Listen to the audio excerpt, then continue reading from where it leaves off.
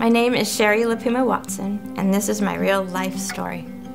I was born to two very, very ambitious young parents, intellectuals, who planned to have it all in life, and they planned to have, their children have everything in life, and didn't ever know anything different, Didn't know that people don't have a lot of money, that people don't have the opportunity to do whatever they want. And I was told that it was just as easy to fall in love with a rich man as a poor, and my self-esteem got tied up in money. I thought that money mattered more than who I was, and from that time on, it was just like, acquire things, because then you'll be okay, then things will be good, then that hole in you, will be filled. And I tried it, I kept trying it, and from there I got married, and I had, 3 beautiful children, and my husband was a very wealthy, intelligent.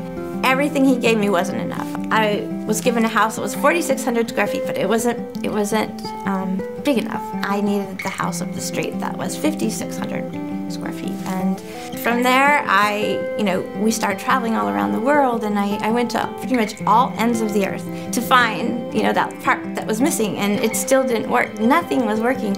So I started, with exploring with drugs and alcohol just to hide, because nothing was going to work, so I might as well just kind of disappear. And my life started spiraling out of control, completely out of control. I had a huge walk-in closet that was probably the size of most people's bedrooms, and in it were all these jackets and all these coats, and I would buy really expensive bottles of wine from auction and line all the jacket coats.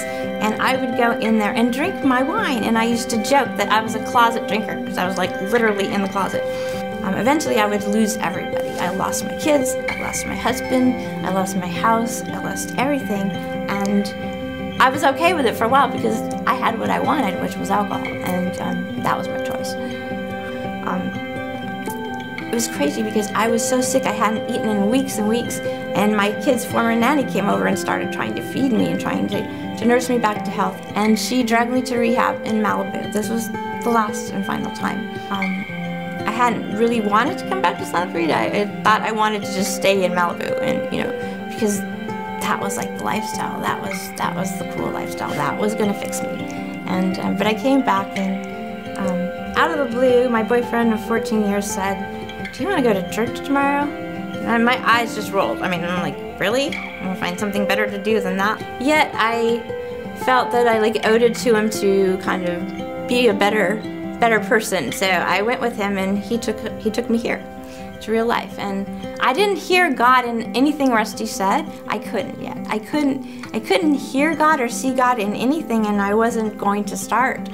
Yet there was something that drew me to everyone there, and made me want to come back a second time to hear more practical advice on how to live. And then Bill Reeser came to our church, and his wife Carolyn, and I really connected to them, and they took me to the West Coast Summit for Celebrate Recovery. That was a life-changing moment. That literally flipped everything for me. And I felt God. I felt God for the first time in my life. And I knew that He was real. And my whole life I had been searching for something and not knowing what I was searching for. And money, no matter how much I accumulated, did not do it for me. Traveling, collecting things, nothing worked until I had God. And once I had God, the joy in me transformed me as a human being. I like to say I wasn't born again, I was born for the first time. I had been living in this bubble, and now that I have God, I take Him with me everywhere I go, and the joy in me is immense, and I am, for the first time, free and filled and happy, and I don't need all the other stuff. All the other stuff doesn't work. It's not what's important. What's important is that inner peace and joy and having God in your heart.